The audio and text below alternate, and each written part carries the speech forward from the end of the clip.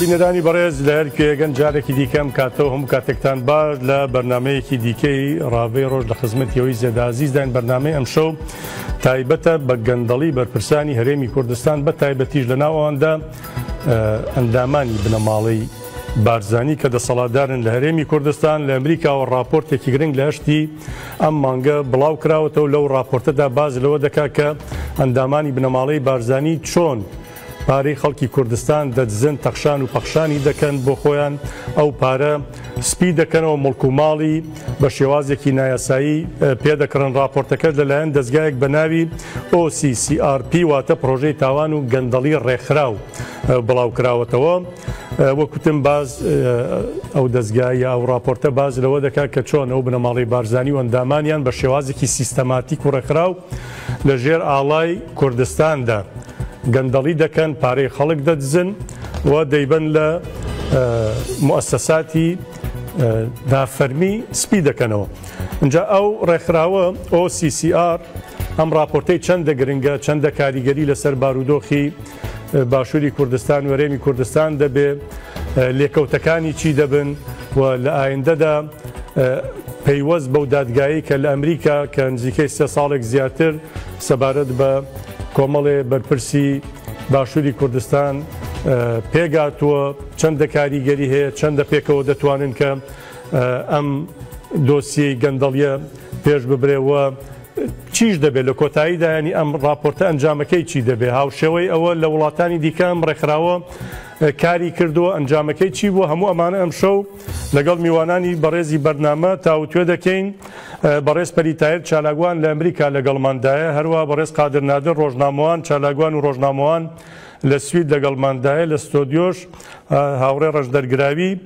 ڕۆژنامەوان و چالاکوانمان لەگەڵدایە بە ناوی خۆمان و ئێوە زۆر زۆر بەخێراتنیان دەکەم، زۆر زۆر بەخێر بێن بۆ بەرنامەی ڕاوێ ڕۆژ. هاوڕێپەری لە بەڕێستەوە دەست پێ بکەم لە ئەمریکا بۆی کە بەرچاوڕوونیەک بۆ بینەران هەبێ ئەم راپۆرتە چییە و باز لە چی دەکات، لەکوێوە سەرچاوی گرتووە، هەندێک زانیاریمان پێ بدەیەوە گرنگی ئەم راپۆرتە لەم کات و ساتەدا چییە؟ وا دیارە 3 ڕۆژ لەمەوبەر لە 8 ئۆکتۆبەری ئەمساڵ ڕێکخراوێکی جیهانی بە ناوی OCCRP کە کورتکراوەی Organized Crime and Corruption Reporting Project ئەم ڕێکخراوە کە کار دەکات بۆ ئاشکراکردنی مەلەفی تاوان و گەندەڵی بەرپرسە باڵاکان لەسەر ئاستی جیهاندا و هەموو ساڵێک ئەمان ئەم راپۆرتانە بڵاو دەکەنەوە. هەر ساڵە و با بڵێن لەسەر کەسایەتیەکی سیاسی یان دەستگایە کە با بڵێن داهاتی وڵاتی بەهەدەرداوە یان گەندەڵی کردووە یانی شتاوانی کردووە. بۆ نمونە لە ساڵی 2014 لەسەر ڤلادیمیر پۆتین سەرۆکی ڕووسیا و هەروەها لە ساڵی 2024 ساڵی ڕابردوو لەسەر بەشار ئەسەدی سەرۆکی پێشووی ڕژێمی سووریا. وا دیارە بۆ ئەم ساڵیش ساڵی 2025 کوڕەکانی مەسعود بارزانی ئەم جارە کراونەتە ئامانج بۆ ئەوەی کە مەلەفی تاوان و گەندەڵی ئەوان ئاشکرا بکرێت. ناونیشانی ئەم راپۆرتە بە ناوی Mentions Horses and Designer Bags How the Ruling Family of Iraqi Kurdistan Splurged in the US. ئەمە پەڕی یەکەم پیجی با بڵێن راپۆرتەکەیە. ئەگەر سەرنج بدەن 5 کوڕەکانی مەسعود بارزانی کە ئەموێنیان وەکو خۆیان ئاماژەیان پێداوە لە راپۆرتەکەدا لە پیجێکی پارتی دیموکراتی کوردستانەوە هێناویانە بە ناوی لایەنگرانی پارتی دیموکراتی کوردستان و نازانم چی. ئەگەر سیری ئەم ڕسمە بکەن لە پشتەوە ئاڵای کوردستان هەیە وە کۆمەڵێک ئایکۆنی لەسرە. مەبەست لە ئاڵای کوردستانەکەش ئەوەیە کە ئەوان لە ژێر سایی ئاڵای کوردستانەوە بوونەتە خاوەنی بابلين صدان ممكن شون دهاتي أولاد بابلين بفيرودة أم أيكون أنا بابلين ماشينن واتكوشكو تلارو فيراريا أوتومبيل فيراري ساعاتو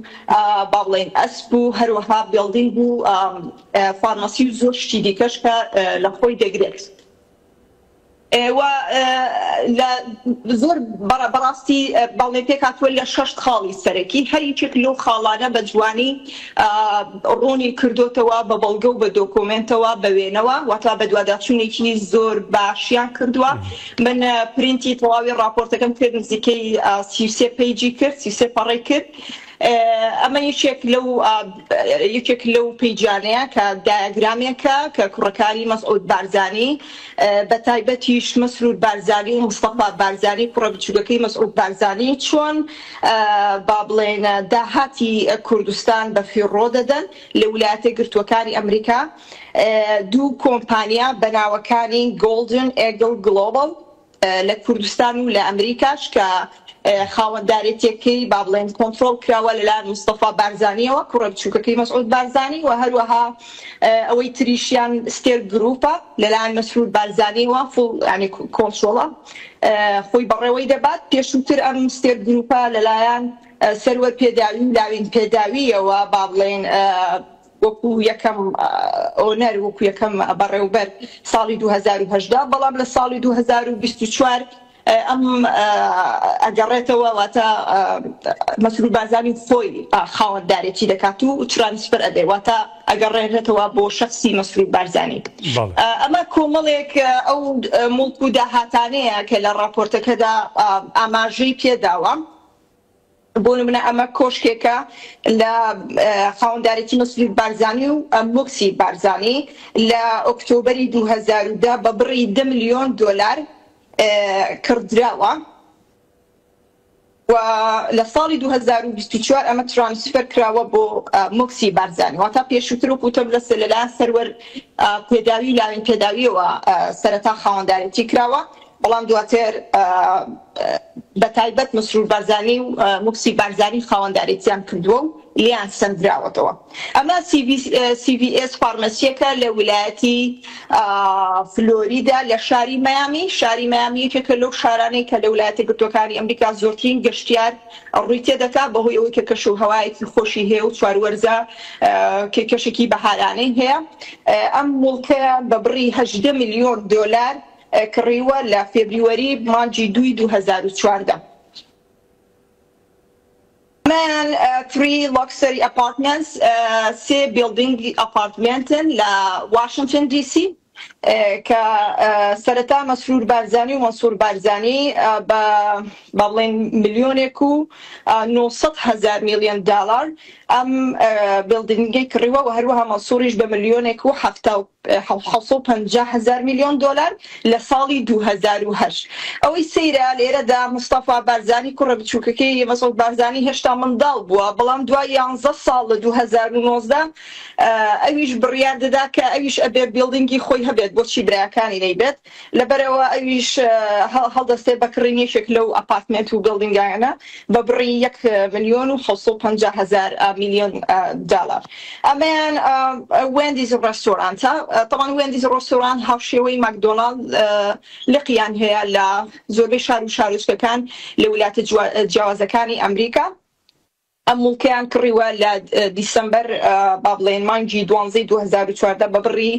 4 ملیۆن و 700,000 پاشان کردرا فرۆشراوە لە ساڵی 2016 بە بڕی 4 ملیۆن و 900,000 واتە 200,000 میلیۆن قازان گیان کردووە لە بەرامبەر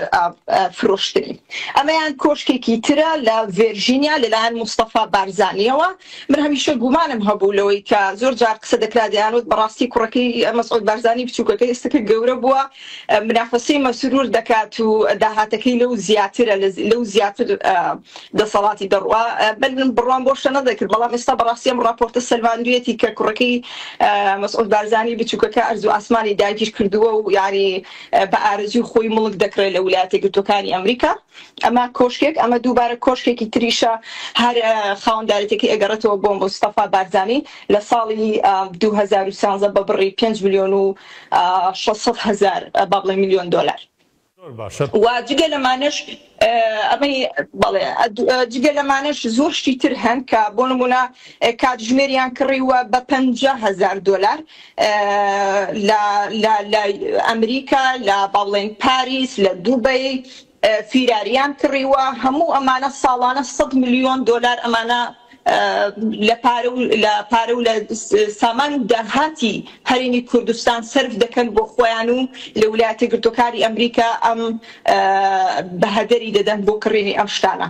باشە ڕێپەری هەڵبەتە من دێمەوە لات من زۆر سپاس دەکەم یانی وە کۆڵێم شتێک لە خەروارێکی و گەندەڵیانەیەکە یا سپیکردنەوەی پارە و دزینی پارەی خەڵکی کوردستانەکە بەڕێزت بە سپاسەوە ئاماژت پێدا سپاست دەکەم. لێرە لە ستۆدیۆ لەگەڵ کاگڕەنج دەرگراوی بەردەوامی پێدەدەین. کاگڕەنج ئەم ڕێکخراوە کێ نەمانە؟ ئەمە ڕێکخراوێکی خۆنەویستە بارەگا سەرێکیەکەی لە ئەمریکایە و لە ئەوروپاش لەقیان هەیە لەلایەن دوو ڕۆژنامەوانەوە سەرەتا دامەزراوە. ئێستا نزیکەی 7 دەستگای ڕاگەیاندن و ڕێکخراوی مەدەنی و سەدان کەس یارمەتیان دە تۆش هاوڵاتی منیش وەکو هاوڵاتیان ڕۆژنامەوان دەتوانین زانیاری وردەکاریان بۆ بنێری. ئەمە ڕێکخراوە تایبەتە ینی بەناوبانگترین ڕێکخراوی جیهانیە بۆ بەدواداچوور و بنکۆڵکارکردن لە گەندەڵی بەرپرسان لە هەموو دنیادا. ینی تەنیا لە ساڵی 2024 کۆی ئەو گەندەڵیانەی کە ئەم ڕێکخراوە ئاشکرایکی دۆ نزیکەی 800 ملیۆن دۆلارە. کۆی گشتی لە ساڵی 2006 کە دامەزرایە تاوەکو دەی ئۆکتۆبەری 2025 نزیکەی 800 ملیار دۆلار پارەی سەرۆکەکان گەندەڵکاران ڕێکخراوان هەموو ئەوانیان بلۆک کردووە و دەستی بەسەرداگیراوە. دەبێتەوە گوردەکاری زیاترت پێ بدەم. ینی لە کۆی هەموو ئەو راپۆرتانی لە ساڵی 2006ەوە تاوەکو ئێستا 437 لێکۆڵینەوەیان کردیە. لەم 437 لێکۆڵینەوەدا 275 کاردانەوەی فەرمی لێکەوتیە و 901 کردارە فەرمیەکان ینی بەدواداچوونی فەرمی لەسەر راپۆرتەکان کراوە و 153 کاردانەوەی کۆمپانیاکان بەدەست لە کارکێشانەوە دوورخستنەوەیان تەزمیدکردنیان ئەوە تەنها ناو کۆمپانیاکان کە لێکۆڵینەوەیان لەسەر کرایە 782 تۆمەتبار کراون دەستگیر کراون سزا دراون ئەمە تەنها لەسەر راپۆرتەکانی ئەوە و 135 دەست لە کارکێشانەوەش بەهۆی راپۆرتەکانی ئەم ڕێکخراوە تاوەکو ئێستا کراوە. ینی بەکۆی گشتی لە هەموو دنیادا ڕێکخراوێک هاوشێوەی ئەمە نییە لە بەدواداچوون لە گەندەڵی کەوا بۆمە هەرەوەنی راپۆرتێک درابێ و ئیتر بەدواداچوونی بۆ نەکرێت. نە کاگەندرێن ینی هەندێک شتی ئیزافەت پێ دەدەم. ینی ئەم ڕێکخراوە بەشدار بۆ لە قاقەزی پەنەما کە هەموو دنیا دەزانی لە کۆڵینەوەکانی پەنەما چ فەزاعەتێکی گەندەڵی ئاشکرا کرد و بەشدار بووە لە لێکۆڵینەوە لە کۆمپانیای سێرسی کە پارەسپیکردنەوە بووە لە دەست بەسەداگری 408 ملیار دۆلار پارەی رووسیا بووە و بەشدار بووە لە سایپرس پەیپەر کە بەدواداچوون و لێکۆڵینەوە بۆ لە سەپارەدارکردنی پۆتین بە کەسی نەگوەکو دەوڵەت. ینی کۆمەڵە کاری زۆر گەورەی کردووە هەروەها ینی فەزاعەتی کۆمپانی ئینترێختی ئەمریکا کە لە بەرازیل بوو زۆربەی سەرۆکەکانی بەرازیل تێوەگڵان. یعنی ئەم ڕێکخراوە کە کارێک دەکاتن ینی کاگەندرێن جاران بدوو دبایە ینی گرنگی ئەو ڕێکخراوە لەوەیدایە جاران بدوو دبایە فرانکەس دزە گەندەڵە پارەی سپی کردەوە لە هەموو دنیا بێت گوت بە راپۆرتەکەم دێشتەک بێت نەبوو لەسەر کەسانی کوت. ئێستا ئەم ڕێکخراوە سەلماندی ینی هەریەک ئیزافە لە بەوەی ینی دەستگای تەفدا پرێس ئەو برادرانی ناو تەفدا پرێسن تەنها لە ئەڵمانیا 42 سکاڵا یاسایان لەسەر تۆمارکەیە زۆربەی ئەنزای لەسەرچیە لەبەر ئەوێت ڕێکخراوەکیوکە ئەم ڕێکخراوە نەبووە بێشتەکان بڵاوکاتەوە بە کەسی بوویان بە کەسی وەرتگرتیە. ئێستا سەدان کەسی وەکو من و دەستگای ڕاگەاندن سبەینێ بێ لێکۆڵینەوە لە دزی گەندەڵیەکانی هەر بەرپرسێکی کورد بکاتن یەکەم شوێن کە دەستی بۆ بە ئێرەیە. ئەو بێتە سەرچاوەیەکی باوەڕپێکراو بۆ هەر لایەنێک کەسێک دەستگایەک بێوێت لێکۆڵینەوە لەسەر پرسی گەندەڵی و سپیکردنەوەی پارە بکات لە هەرێمی کورد. تەنها ئەوە نا دەبێت بە خامەی ئەساسی لە بۆ دادگاکانیش. یعنی سبەینێ من دەچم سکاڵا لەسەر بەرپرسێکی پارتی تۆمار دەکەم یان گەندەڵیەک تۆمار دەکەم ئەگەر ناوی لێرە هات بێتن زۆر بە ئاسانی پێویست بە تحقیق ناگاتن ئەو زەمان لەبەرەوەی ئەو ڕێکخراوە احتیباری ئەوەندە زۆرە کە شتێک دەڵێتن کۆتاییە خاڵ بە خاڵ و فاریزەی بەبێ لێکۆڵینەوە بڵاو ناکاتەوە هەر شتێکیش بڵاو دەکاتەوە ئەگەر بە دوواداچوونی سەدان سەعاتەی نەکرد بێتن لەسەری هەرگیز بڵاو ناکاتەوە بۆیە گرنگی ئەم راپۆرتە لەوەدا و خاڵێکی تریش حەز دەکەم بیڵێم یعنی هەفتی مانگ هەفتی ئۆکتۆبەر 5 ساڵ بە سەردادگای شێروان شێروانی تێپەڕی دەستگیرکردنی شێروان شێروانی بەبێتەوە لە هەمان ڕۆژدا یعنی لە ڕۆژی دواتردا بنەماڵەی بارزانی ئەم راپۆرتیان لەسەر بڵاو کراوە و لە هەمان ڕۆژدا ئەوتیمان شێروان شێروانی وەکو ڕۆژنامە نووسێکی کورد ناوی لە دەستگاکانی ڕاگەیاندن بڵاو کرایە وەکو کەسێک کە کاندیدە لە بۆ خەڵاتی نۆبل و لاوەش گرنگتر ئەوەیە یعنی تەوقیتی بڵاوکردنەوەی راپۆرتەکەی گرنجەکەی لەوەیدایە پارسا لە هەمان کاتی هەڵبژاردن بنەماڵەی بارزانی پارێزەرەکەیان کە ناوی لەو دۆسیەدا جۆناسان مۆڕ داهاتووە هێنایانە سەر کەناڵەکانی ڕاگەاندن وتیان هەموو شتێک لە دۆسیەی دادگایی ئەمریکا کۆتایی پێهاتووە ئێستا ئەوەی لەو راپۆرتەیدایە لە 102 ئەو دۆسیە نییە کە لە دادگای ئەمریکا هەیە البته باز لەوەش دەکەن کە مەسەن پەیوەست بەو دادگایە چەند گرنگە ئەم راپۆرتە چەندە کاریگەری لەسەر ئەو دادگایش دادەنێ بەڵام ئەگەر ئیزنم تێ بچمە لای هاوڕێ قادر نادر هاوڕێ قادر نادر بڵاوکردنەوەی ئەم راپۆرتە ینی لە ئێستادا گرنگەکەی لە چیدایە ینی لە بارودۆخێکی ئاوا کە لە باشووری کوردستان بەدەیان ساڵ ئێمە باز لە گەندەڵیەکەین سپیکردنەوەی پارەکەین چوزانم هەتا گەشتەوەی دادگا لە وڵاتی یەکگرتووەکانی ئەمریکاش لەسەرەوە پرسە پێک بێ بڵاوکردنەوەی شتێکی ئاوا چیمان پێ دەڵێەوە چ پەیامێکی لێەوە لێکەوتەشی چی دەبێ بەڕای بەڕێزت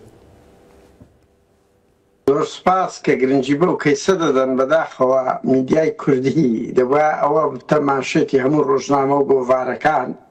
هەموو میدیا و تەلەڤیزیۆنەکان وابزانم ئەنگۆ یەکەم بەرنامەتان ئەنگۆ لە سەرتاکە کە دەستخۆشیە و بەڵام کارەساتە یعنی ئێمە لە گەرمەی انتخاباتین کاکندرێن یەک حزب لە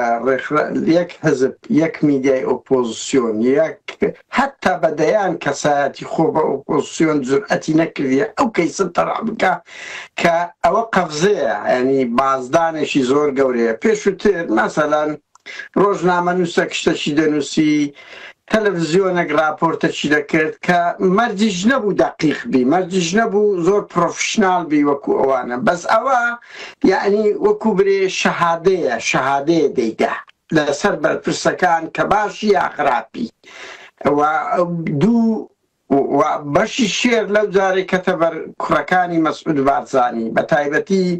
ئەگە سەیری راپۆرتەکە بکەی مەسرور و بابۆ و موکسی ئەو سێ ناویان زیاتراتە مەسوور ئەوانە نازان من شتیوام لێ نەدید ئەوەندەی سەیرم کرد یعنی لە کاتێکدا نێچی لەوان گەندەڵتر ناوی تێدا نیە لە کاتێکدا مەسەلەن پاڤل و قوباد و دەیان بەرپرسی تریشەیە ناویان تێدا نیە ئەوەش جێگای پرسیارە لۆ فۆکس خرایتە سەر بەس کوڕەکانی مەسعود بارزانی بە تایبەتی مەسرور لە هەمووان بەشی شێری زیاتر بەردەکەوی لەگە بابۆی گرنگی ئەوەی لەوەدا یەک بەڵگەیەکێک لاکەرەوەی حاشا هەڵنەگرە و کاک ڕەزدەر باسی کرد وەکو مەسەلەن پەریخان باسی کرد یعنی لەمە دووە ئەتوو بچی هەر پەرلەمانە و لەگە هەر ڕۆژنامە و دادگایەک دادگامان لێ بگرن بڵێن کاکە ئەنگۆ تۆمەت هەڵدەبەستن تۆ ئەوەت لەکنە چۆن راپۆرتی ئەمنستی ئەنتەرناسیۆنال لە بواری مافی مرۆڤ یەک لاکەرەوەیە ئەوەش لە بواری گەندەڵی یەک لاکەرەوەیە بەنمونە یعنی هەر ئەوەیە لەو تەوقیتەش من پێم وایە کاک هەندرێن ئەوەی ئەم بزانم هۆکاری هەرە سەرچی ئەوەیە کە یعنی بەشەکی لەو راپۆرتانە دەبی ئاماژە پێ بکەین یعنی سیاسیشی تێدا هەیە یعنی گەرمە انتخاباتە ئەو راپۆرتە بڵاو کرایتەوە ئەوە لە شکستی ماڵی بارزانیە دوو بەڕاستی ئەو زانیاریانەی دزە دەکەن و لەولال و ئەولۆ ئێمە زانیمانە و پێشتیش بڵاو کرایتەوە ئەمریکا لە مامەڵەی مەسرور بارزانی زۆر نیگەرانە لەو ئوسلوبە ئەرهابی کە بەرامبەر ڕۆژنامە نووسان کردی لە مامەڵەی سیاسی لە ڕەقی لە نائیداریبوونی هەموو ئەوانە ناو ئەکە لە ئینتقام ناو ئەکە لە پەیامدان کەەوە هەنگاوی یەکەمە من پێم وایە شتی کەشی دێتە دوێت وەکوچی کا قادر هەنگاوی دیکە و شتی دیکە وەکوچی بە شوێنیدا دێت سکاڵاکەش دێتە پێش من دڵنیام سکاڵاکەش دێتە پێش بانجی دادگای ئەمریکاش دەکرێت ینی ئەوانە هەموو هەنگاوە ینی ڕەنگی ئەو وڵاتە ئەوروپی و ئەمریکیانە هەر بەجێش کۆدەتا ناکەن زۆربەی هەرە زۆریان لە ڕێی ڕێکخراوە مرۆڤ دۆستەکان لە ڕێی ئەو ڕێکخراوانەی وەکو OCCRP بە نمونە ئەوە هەنگاوی دووەمە پەیامدانە بێزاریانە مەسەلەن ئەوە ئسکاڵاکەش ئەو زانیارە ئێمە بزانین دێتە پێش ئاکتیڤ دەکرێت بەڵێ ئاماژە بە شتێکی گرنگ داوتت هەڵبژاردننی پەرلەمانی عێراقە بانگەشە دەستی پێ کردووە بەڵام لایەنەکانی ئۆپۆزیسیۆن پرسێکی وا گرنگ بە بەڵگەوەکە سپیکردنەوە دزینی قوتی خەڵک دەخاتە ڕوو لە کاتێکدا کە سێ مانگ موچە نادرێ موچە دوا دەکەوێت پرسی موچەیەک دێ موچەیەک نەهات ها بە پەلەت دێت ینی بۆتە بابەتێک کە ڕۆژانە خەمی خەڵکە بۆچی لایەنەکانی ئۆپۆزیسیۆن پارتەکانی دەرەوەی پارتی دیموکراتی کوردستان پەدەکامە نابینن بەڕای بەڕێزت ئەو راپۆرتە و ئەو بێدەنجەی ئەوە سێ ڕۆژە دەرچووە بەڕاستی کارەساتی وێنەی ئۆپۆزیسیۆنی کوردی ڕەخنەگرەکانی لایەنەکانی کە بە یەکێتی نیشتیمانی کوردستانیشەوە نیشان دەدا هەمویان یان کۆرەی پارتین یان بێئیرادەن زۆر بێئیرادەن لە کاتێکدا من پێم وانێ ڕەوشەکە بەو دەرەجە خراپیش بی ئەتوو قسەت کردی مەسەڵەن وەکو ساڵی هەشتاکان بی وەکو 2 ساڵ لەمەوبەری سووریا بێت و هەر قسەت کرد و راپۆرتەکەت بڵاو کردەوە هێزەی پارتی دیموکراتی کوردستان دێ لێت دەدا و دەتگری و دەتکوژی ڕەوشەکەش ئۆپۆزیسیۆنن ینی تەنانە دەگەر واش بێت تۆ ئۆپۆزیسیۆنی لە بەرامبەر گەلەکەت بەرپرسیاری ئیدعاد هەیە و کارنامە و پرۆگرامی هەڵبژاردنە دێ ئەگەر شتێکی وان نەبینی بەڕاستی ئەمە بۆ خۆی جێگەی ڕەخنەی جددی نییە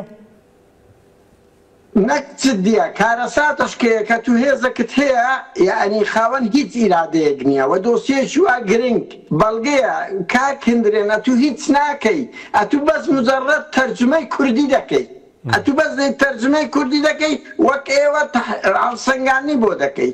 یعنی ناتوان لە ڕووی یاسای یەک بەندی لێ ببینەوە لە کوردستان دەیان مینبەری بەناو سەربەخۆ هەیە میدیای ئەهلی سەربەخۆ چەند حزب هەیە و لە گەرمەی انتخابە لە جیاتێ بیکرێتە زەخیرەیەکی گەورە لەبەر ڕسواکردنی ماڵی بارزانی کەچی هەموو بێدەنجیان لێ هەڵبژاردیە یعنی کارەساتەشکەیە بەڕاستی بۆ هەموومان لە کاتێک و گوتم ڕەوشەکە بەو دەرەجەش خەتەر نییە کاکندرێن بیرتە 20 ساڵ لەمەوبەر کەیسە بووە مەسەلە وەکو کەیسی کەمالی سید قادر خۆ زۆر خەتەر بوو ئەو بابەتانەی ئەو نووسی کە ئاستەکی نزمی نووسینی هەبوو مەکە وەکو دەگوت من شێخزانە هەشکە دەناسم لەگە کچەکی مەلا مستەفای لە هوتێلێک نووسیمە لەناوە لێرەش بوو کاکە خەڵک قسەی کرد میدیای هاوڵاتی بڵاوی کردەوە ڕۆژنامەکان بڵاویان دەکردەوە ئەنگۆ بڵاوتان دەکردەوە کاکەوە بەڵگەیەکی یەکلاکەرەوەی نێودەوڵەتی پرۆفشناڵە تۆ بەس دەی نەقڵ دەکەی دەیکێ کوردی هەر ئەوەندەیە بەڵێ زۆر باشە هاوڕێ پەرید لەو راپۆرتەدا باز وەکو بەڕێزی شداماژەت پێدا باز لە مڵک و ماڵێکی زۆر کراوە ینی هێندەی زانیاری دەبێ بەڕای بەڕێزت ئەمانە چۆن کراون ئەم مڵک و ماڵانە ئەم پارانە چۆن براونەتە ئەمریکا لە راپۆرتەکە باسی شتێکی وا دەکا یاخۆت زانیاریەکت دەستکەوتووە لەو چوارچێوەیەدا چۆن ڕێگە دەدرێت بۆ نمونە حکوومەتی ئەمریکا ئەم هەموو پارە ببرێتەوە و لێ سپی بکرێتەوە ینی شتێکی نایاسایی چۆن ڕێگەی پێدەدرێت کە لە ئەمریکا بکرێت ئەوەی کە لە راپۆرتەکەدا باس کراوە لە ڕێگەی دوو کۆمپانیا ئاماژم پێدا پێشووتر ئەو دوو کۆمپانیاواتە خۆیان ڕاستە و خۆ مڵکەکە ناکڕن بە ناوی خۆیان بڵکو لە ڕێگەی کۆمپانیایە کە چۆنەڵی وەکو ڕووکارە وەکو کۆمپانیای وەهمیە ئەو دوو کۆمپانیایش یعنی ئەوەی کە تەنها لەو راپۆرتیا باس کراوە گۆڵدن ئیگڵ گلۆباڵە کە ئەمە خاوەندارێتێکی ئەگەڕێتەوە بۆ مستەفا بارزانی و هەروەها هەروەها ئەو ڕێکخراوەی تر کە ئەو کۆمپانیای تر ستێت گروپە کە هی شخصی مەسرور بارزانیە لە ڕێگەی ئەم کۆمپانیانەوە ئەمانە مڵک دەکڕن با بڵێن بە ئارەزوی خۆیان ینی هەر شتێکیان بوێ لە ڕێستۆرانتە لە با بڵێن CVS لە کافی شۆپە لە ماشنە لە هەر شتێکە دەیکڕن و ئیتر وەکو چۆنەڵی داپۆشینێکە بەڵام وا دیارە ئیتر ئەم ڕێکخراوە جیهانیە کە ئەرشی ئەوان بریتە لە ئاشکراکردنی مەلەفی تاوان و گەندەڵی دەستیان بەم زانیاریانیان گەیشتووە بێگومان وەکو کە قادریش وتی ئەمە بەڕاستی دەستگایەکی با بڵێن ئاسایی نییە بێگومان ئەمانە خەڵکی زۆر هەن کە هاوکاریانن یارمەتیان دەدەن بەڵگەیان نیشان دەدەن بەڵێ بەڵێ زۆر زۆر باش ئەلبەتە راپۆرتەکەش لەسەر ئێکران هەیە کە ئەگەر جارێکی دیکە و کارانم بیخەنەوە سەر ئێکران ئەو راپۆرتە کە چۆن ئامادەکرا و زانیاریەکانەداوە باز لە وردەکاریەکانی دەکات لەگەڵ هاورە ڕەنج ئەو کۆمپانیا و کەسانەی کە ناویان هاتووە کێن بە تایبەتی کە لەو راپۆرتە ئاماژەیان پێدرای بەڵبەتە وەکو هاورە قادری ژووتی جێگەی ڕەخنەشەکە خۆ هەر کوڕەکانی مەسعود بارزانی نینەوەش راپۆرتەکەیەگە لەسەر راپۆرتەکەش قسە بکەیت. بەڵێ کاگەندرێن لەو راپۆرتە ینی لە 102 گەندەڵی و فەرهودی سەروەت و سامانی خەڵکی کوردستانە تەنها لە 102 جاوز لە سەداتۆ چەند ساغ بۆتەوە؟ بەڵێ ئێستا بەس لەو راپۆرتە کە لە 102 کۆی پارەی بە هەدەردراو 100 ملیۆن دۆلارە تەنها لەم راپۆرتە لە 102 لە 102 جابیکە لە 100 چەند نەمەبەستم ینی کە دەرێن لە 102 چۆنی هەڵدەسەنجێنم لەبەرەوەی دوور و نزیگاگامان لە دۆسیە ئەمریکا هەیە ئەوەی لەو راپۆرتە باسکرایە لە 102 ئەو دۆسیەیە کە لە دادگا دژیانە بۆیە دەرەم لە 102 لەناو دۆسیەکە باز نەکرێت ینی لە دادگای ئەمریکا باڵێ ئەمریکا باس کراوە تەنها لە 102 ئەوەی دادگات دەگرێتەوە اینجا تەنها لەم دۆسیەکە بڵاو کرایتەوە لە 31 باڵەخانە و لەگەر کۆمەڵی خشل و سارەی گرانبەها 100 ملیۆن دۆلار بەهایەکەیتی لێرە سەیرەکە لەوەی دایە کاگەندرێن ڕێخەرانی ئەم راپۆرتە لە جۆنەسان مۆردە پرسن چۆن ئەمەتان کردە و توێتی هەمووان بە ئاسایی یاسایی کردووە اینجا بینە بەرچاوت هاوڵاتی خەڵکی کوردستان هاڵ سوڕاوان و کادیرانی پارتی ئێوە موچەتان 500,000 ئەمان لە تەنها لە 102 100 ملیۆن دۆلاریان بردە 31 باڵق لەوەش خۆشتر کاکەندرێن دووشتی زۆر سەیری تێدا ینی کۆمپانیای گۆڵدن ئیگل گلۆبال لە کوردستان ئیشی دەڵالیکردن لە بۆ کۆمپانیاکانی ئەمریکی و ئەوروپی بۆ وەرگرتنی باڵەخانە و ئەو ستی دروستکردانە و ڕێکلامکردن و خۆیان وا ناساندووە کە هیچ پەیوەندیشیان بە بنەماڵەی بارزانی نییە بەڵام لەم راپۆرتە وا دەست نیشانکە بەپێ ئەو دۆسیە تایبەتانەی دەست ڕێخەرانی ئەم راپۆرتە کراوە خاوەندارێتی ڕاستەقینە لە بۆ بابۆ کوڕە بچووکی مەسعود بارزانی و خێزانەکەی دەگەڕێتەوە کاتیا بە ئەسە سلۆڤینیا ئێستا هاوژینی بابۆیە تەنها لەوێندە لە بۆکڕینی ئەسپێک 3 ملیۆن دۆلاریان سەرف کرد دواتر ئەسپەکەیان بە هەدیە دایتە کەسیتر اینجا ستێر گروپ ناوی لەم راپۆرتە داهاتیە ستێر گروپ ئیشی چ بووە تەبان هەمووان دەزانین ستێر گروپ ساڵی 2002 دروستکرا ساڵی 2010 ئەو دووبرایە کە دروستیان کردبوو دوورخرانەوە خاوەندارە ڕاستەقینەکەی لە بۆ مەسرور بارزانی دەگەڕێتەوە کورتەکەی دەستی بەسەر داگیر کرا دەستی بەسەر داگیران نا لە سەرەتادا ینی ڕووکەشیان دروست دەکرد لە بۆ پارەسپیکردنەوە بەڵام ئێستا گەیشتە قۆناغی سیقیان بە کەس نەمە بەخۆیان دەیکەن لەبەر چێ لەبەر ڕۆژەکانیان کەممە و لەوەش خۆشتر کاگەندرێن ینی لە ئەمریکا سیستەمێک هەیە پێ دەرێن LCC چیە؟ کۆمپانیای مساهەمەیە کەسە ڕاستەقینەکان دیار نییە مەجلیسی بەڕێوەبردنی هەیە و لە خوارەوە کۆمەڵی کۆمپانیای زۆریان هەیە ئەمانە هەستانە چیان کردێ بۆ سپیکردنەوەی پارەکانیان هەموو ئەو LCCیانیان دروست کردێ گۆڵدن ئیگل گلۆبال ستێر گروپ لەناو ئەم تۆڕەیدانە بەڵام لەوە خۆشتر چییە؟ ینی جاران زۆر جار لە دۆسیەکانی خۆمان لە ڕاگەیاندنە تایبەتەکانی خۆمان لە فەیسبوک لەوانە دەباموت چەتەکانی کوردایەتی زۆر کەس لە ڕۆژنامە نووس ڕاگەیاندکار بەمایاندەوە ئەو شێوازی زمانەکردن قسەکردنە زۆر عیبە بەڵام ئێستا بە بەڵگە لەو راپۆرتەی ناویان هاتی وەکو چەتەکانی دەریای کاریبی چۆن لەوێن دەرهەستانە دوو کۆمپانیایان 5 کۆمپانیایان دروست کرێ بەڵام لەو راپۆرتە دوو کۆمپانیا ناوی هاتیە کۆمپانیایەک بە ناوی زاک سپارۆ چێە یەکێکە لە کاراکتەرەکانی فلیمی دەریای کاریبی کە چەتەی دەریانە کۆمپانیایەکە ناوی زاک سپارۆیە شێ خاوەنداری ئەسلیتی مستەفا مەسعود مەلا مستەفا هۆی پێی دەڵێن بابۆ اینجا ڕێکخراوە کۆمپانیای شتیان هەیە بەنە ئیدواردی چییە؟ یەکێکە لە کاراکتەری ینی فلیمی چەتەی دەریایی کاریبی ناوی ئیدواردیە ئەو یەک لە چەتەکە خاوەنە ئەسلیەکەی چییە؟ مەسرور بارزانیە بۆیە ئێستا ینی زۆر ئاساییە لە بۆ من کە جاران سکاڵایان لەسەرمە تۆمار دەکرد ینی هاوڕێمان بە ڕێزمەکی ئامێدی تەنها لەسەر ئەم جۆرە وشانە 42 سکاڵای لەسەر تۆمار کرا هەر هەمووشی دۆڕاندیە لە ئەڵمانیای بەڵام ئێستا من بە پشتبەستن بەم راپۆرتە قسەی من یە قسەی ئەوە راپۆرتێ چەتەکانی دەریای کاریبی بنەماڵی بارزانی ناویان هەیە اینجا ئەم دوو کۆمپانیا کاریان چ بووە ئەم دوو کۆمپانیا بۆ پێداویستی کەلوپەلی ناوماڵیان دایانگەی مناڵەکانیان کرێکاری پاکردنەوەی ماڵەکانیان کڕینی خشل سیارەی گرانبەها پارەکانیان لە ڕێگەی ئەوانەوە سەرف کردووە ئەمە بۆ چیە؟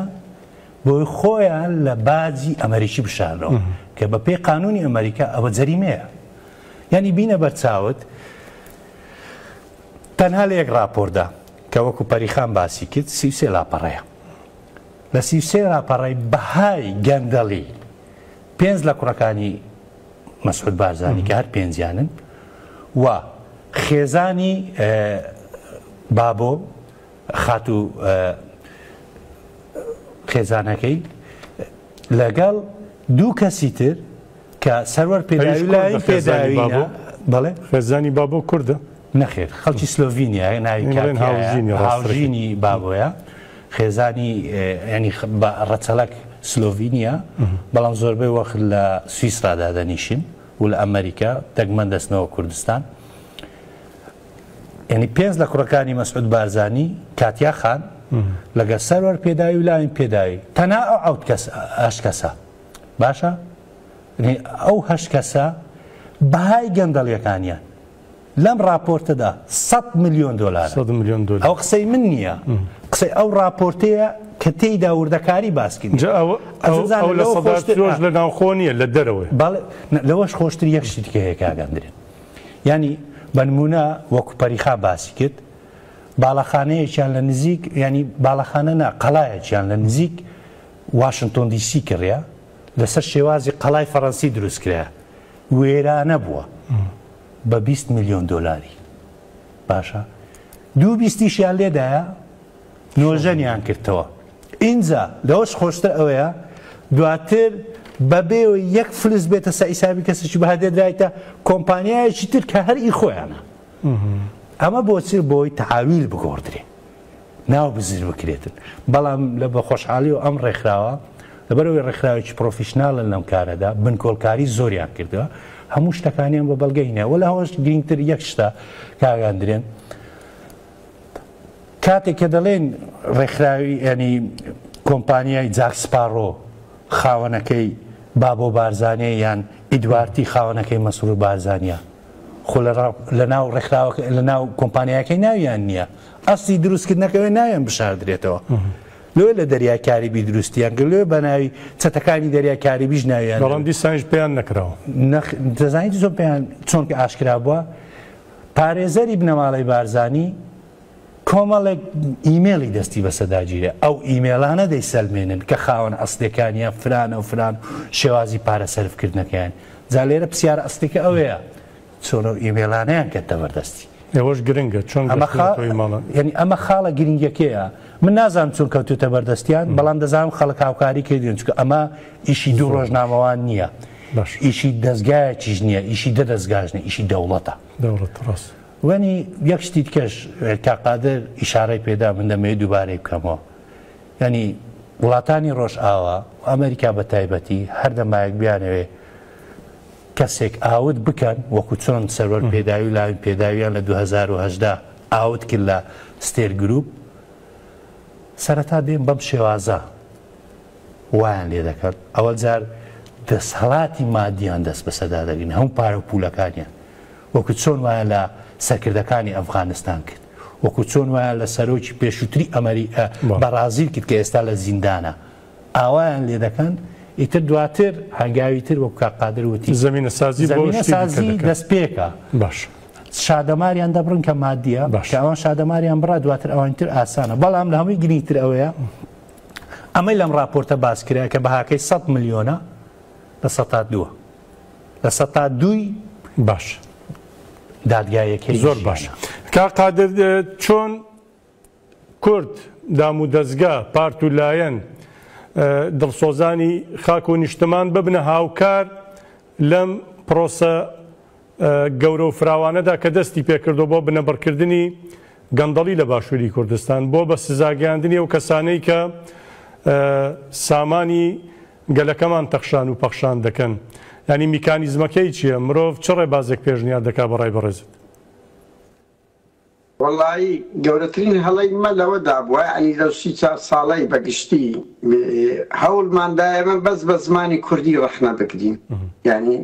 کۆنتاکتمان لەگەڵ ناوەندە جیهانیەکان ئەم لە بواری مافی مرۆڤ هەبووە باش بووە هەنگاوی باش بەڵام لە بواری ئابووری کەمترین بووە کە دەسەڵاتی کوردیش لە بواری پێشێلکاری مافی مرۆڤ تا یعنی لەو 34 ساڵە زۆر ڕەخنەیان لێ جیان زۆر لێ نەبووە ینی ناتوانین بڵێ هیچ تەسیری نەبووە بەڵام تا حەدەک سوایەوە مادەم نەگەیشتە ئەوەی زەڕەری شەخسیان لێ بدە لەن تا حەدەک ئاسایی و بەس ئەو هەنگاوی ئەو جارە قورتۆشی ئابووریان دەگری ینی هەموو وڵاتێک هەموو کەسێک کاتێک کە ڕەوشەکە دەگاتە سەر کەسێتی خۆی سەر سەرزەرەری مادی سەرگورزی ئابووری یعنی دەهەژێ ئەمە هەنگاوەشی زۆر گرنگ بوو ئێمەی کورد دەبێ یەک هەوڵ دەین لە زمانی کوردی دەرچین هەنگاو بەرەو زمانە بیانیەکان بنێن حتا ینی ئەمە زۆر گفتوگۆ دەکەین ئێستاکە کە هەوڵ بدەین هەر بە زمانی کوردی لە فەیسبوک و یان ئاپەکانی سۆسیال میدیا قسە نەکرێ هەوڵ بدرێ مینبەرێکی بەڕاستی ینی تا ئێستا ئێمەی کورد ئۆپۆزیسیۆنەکان ڕەخنەگرەکان مینبەرێکی گەورەی بە زمانی ئینگلیزیمان نییە هاوشێوەی شتێکی وابیتن کە ببینە هاوکاری کە گەندەڵەکانی ئەو دەسەڵاتە کە ببێتە هۆی ئەوەی پەرلەمانتارێک ڕۆژنامە نووسێک ئەوە بکاتن کاکندرێن کۆمەڵێک گەندەڵی و تاوانی ماڵی بارزانی ماڵی تاالبانی بێتە پێش ئەوە یعنی دەرگایەکی بۆ هەمومان کردەوە کە هەوڵ دەین بە زمانی ئینگلیزی ئیش بکەین و تەسیق لەگەڵ ڕێکخراوە بکەین و لەگەر ئەو راپۆرتە بکەینە بەردەبازێک لەگەڵ ناوەندە جیهانیەکان لە دادگاکان سکاڵایان پێدەستە تۆمار بکەین کاکە ئێوە لە مەودووە یارمەتی چێ دەدەن ئەوە پارەی و میلەتەیان هەموو برد لە کاتێکدا خەڵک بە 3 مانگ موچەی دەدرێتێ خەڵک لەو راپۆرتە باشکرا ینی دەخلی ئەوەی $500 بەڵام بۆ خۆیان ئەسپێک بە 3 ملیۆن دەکردن ساعتێک بە $50,000 دەکردن ئەوە بەشەشی کە بە بەڵگە کەشف بووە داخوا ئەوانەی کە بە بەڵگە نییە لە وڵاتەکانی ترە بە تایبەتی مەزاریتمان لە ئەرجەنتین هەیەە لە بەرازیل هەیەە لە وڵاتانی خەلیج هەر بە لێشاویان هەیە هەرچی پارەی ئەو میلەتی لەو 34 ساڵە نەقڵ دەکەن لە هەموو کوردستانیش بارزانی با لە کوردستانیش بمێنێت چیانەیە کاکێ من لە هەموو خۆشتر کاک مەسعود بارزانیش سەر تەلەڤیزیۆن دەریان پێشمەرگەی کوردستانم یعنی کوڕە پێشمەرگە گوپەی کرا بۆ معاشەیە و هەموو $1,000,000 و ئەسپەکی بە 3 ملیۆن بووکەکەی بکڕی بە جددیمە یعنی ئەوە فەزاعەتێکی زۆر گەورەیە لۆ خودی مەسعود بارزانی بنمونە لۆ خودی عائیلەی بارزانی کەرامەت بوشەی کەرامەت بە خەڵک دەفرۆشن بەڵام بۆ خۆیان ببینە چۆن یعنی بڕوا ناکەم کەم عائیلەی مالیکێوی کاکە لە 15 ساڵێکدا 31 خانیان بەس کڕیە بە ناوی ئەوەی تریان کردیە یەک خان و بەس لە ئەمریکا ئەی دەبێت کۆی جیهان لەو 194 وڵاتە چەند خانیان هەبێتن وەنیا ڕاست بەڕێزە داماژت بەوە داوتت دەستگای کوردیمان نییە کە بە زمانی ئینگلیزی بنووسە بە خۆشحاڵی و ماوەیەک پێش ئێستا لە ئەڵمانیا ئاگادار بوون کە دەستگای ئامارگی کراوەتەوە کۆمەڵێک نووسەر و ڕۆشنبیری کوردی لە دەورە ئومێدەوارین ئەوانە بتوانن دەستگای هاوشێوەی زیاتری ژەڵبەتە دروست بکرێت کە خزمەت بە دۆزی گەلەکەمان کار لە هەموو بوارەکاندا بە تایبەتیش لەم بوارێک ئەمشە و قسە و باسی لەسەر دەکەین خات و پەری ماڵی بارزانی و دەسەڵاتداری مەسعود بارزانی و مەسرور بارزانی زۆریان ود لەسەرەوەی کە و دادگایی لە ئەمریکا پێگات ئامانج ناپێکێ هیچی پێ ناکرێ ئەم راپۆرتە چەندە دەتوانێت بێتە پشتیوان بۆ ئەو دادگایەوە چەندە دەبنە تەواوکەری یەکیش ئەگەر بە کورتیش بە سپاسە دەکەم وەڵام بدەیتەوە ئەگەر ئێمە سەرنج بدەین لەم دوسێ ساڵی ڕابردوودا کۆمەڵێک هەنگاوی زۆر گرنگ گیراوەتە بەر لە دژی بنەماڵی بارزانی و با بڵێن بە تایبەت حکوومەتەکەی مەسرور بارزانی بۆ نمونە ئەرچی پێدانی موچەیان لێ وەرگیرایەوە ئێستا حکوومەتی عێراق خۆی موچەی هاوڵاتیان دابین دەکات داهاتی نەوتە لە ژێر دەستیان دەرهێنراوە ئەم با بڵێن ئەو سکاڵایی ئەمریکا ئەمەش هێشتا حزوری هەیە وەکو ئەوەی کە ئەوان ساڵی ڕابردوو بانگەشەی ئەوەیان کرد کە گوایە ڕفز بۆتەوە نەخێر سکاڵاکە هەتا وەکو ئێستاکە بەردەوامە بەڵێ ڕاستە پرۆسەکە خاوە بەڵام هێشتا بەردەوامە و ئێستاش کە ئەم راپۆرتەش ئەم راپۆرتە گرنگە کە وەکو من باوەڕم وایە ئەمە ئیعازێکی زۆر گرنگە بۆ شەخسی مەسرور بارزانی ئەمە جۆرێکە لە پەلوپۆخستنی بنەماڵەی بارزانی و حکوومەتەکەی مەسرور بارزانی و بۆیە من باوەڕم وایە هەموو ئەمانە گرنگن وەکو کاکە ڕەنجدەریش باسی کرد کە قادریش باسی کرد ئەمە هەنگاو بە هەنگاوی لە کارخستنی حکوومەتەکەی مەسرور بارزانی ئەگەر سەرنج بەی مەسرور بارزانی نزیکەی 1 ساڵە هەڵبژاردن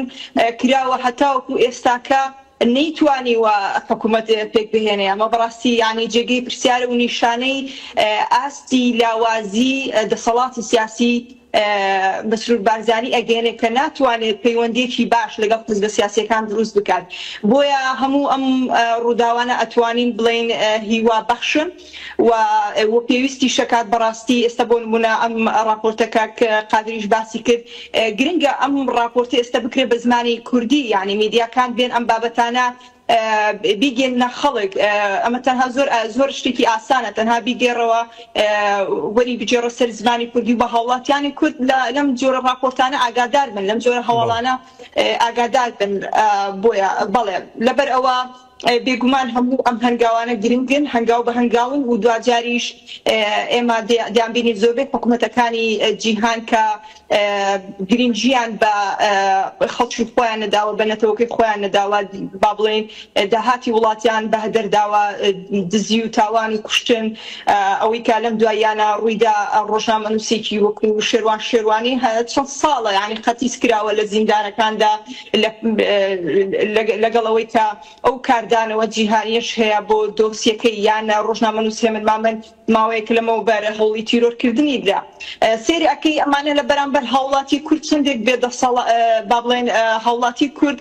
خۆیان بە پاڵەواندا ئەرێن و بەڵام لە بەرامبەر ئێستا ئەوانە بۆ ئەم کۆمەڵە ڕۆژنامەنووسە ئەمریکیە کە راپۆرتێکی لەو شێوەیان بڵاو کردوتەوە ئایا ئەوان چیان پێ دەکرێت بێگومان زۆر لاواز و بێدەسەڵاتن بەڵێ زۆر باشە سپاسە دەکەم هاوڕێ ڕەنجدەر زۆر بە کورتیەگە لە کۆتایی شتێک ما بێ کاتەکە بەداخەوە زوو تێپەڕی تەناوەی ماوە لە کۆتایی ینی ئەم راپۆرتە سەرەتای دەستپێکی ڕوخاندنی ئەو ئیمپراتۆریەتە تاوان دزی گەندەڵی دیکتاتۆریەیە کە تەمەنەکەی نزیکەی 30 ساڵە وەڵام منە گەریزنم بدە یاڵێم وا بۆ 100 ساڵە چێ چونکە با کەمێکی بشینە لای باهوبەکیرانی لە 30 ساڵی ڕابردوو بە شێوازی دیکە سەرەتای دەستپێکە ئەمە خاڵی یەکەم خاڵی دووەم دەبێ بنەماڵەی بارزانی و بنەماڵەی تاالبانی و هەموو دز و گەندەڵەکانی باشووری کوردستان کۆمەڵی خەڵک بە زمانی سەردەم و بە کۆنتاک لەگەر ڕێکخراوە جیهانیە مخەسسەکان لە بواری جیاجیا خەریکی کاری زۆر گەورەنە و تەسەوەڕ دەکەم ئەمە دەستپێکی کۆتاییان زۆر باش ئەڵبەتە لەم ماوەی ڕابردوو دیداری مێری هەبوو لە باشووری کوردستان نێچیروان بارزانی سەرۆکی هەرێمی ماوە بەسەرچوو لەوێ دانیشت وەکو خۆی دەیوت ئەی فەلسەفاند ئامۆژگاری ڕۆژاوای کوردستانی دەکرد باکووری کوردستانی دەکرد چاواشەکاری عەجیب و غەریبی دەکرد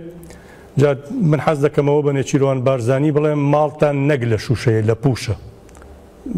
تەنانەت سەریشی بە پوش نەگیراوە دەوروبەرەکە شێر پوشە ئەگەر ئەتوانی لە بەرامبەرە مەشدا هەندێک فەلسەفە لە دیدارێکی وەکو مێری لێ بدە سپاسان دەکەین کە لە بەرنامەی ڕاوێ ڕۆژ لەگەڵماندا بەشدار بوون سپاس بۆ هەڵسەنگاندن و زانیاریەکانتان بینەرانی هێژا زۆر زۆر سپاسی ئەوەی عەزیز دەکەین تام ساتە لەگەڵماندا مانەوە هەر بمێنن لە خێر و خۆشیدا کوردستان هەر ئاوەدان بێ وەک گەندەڵی تێدا بنەبڕ دەکرێ و ڕۆژە هەردێت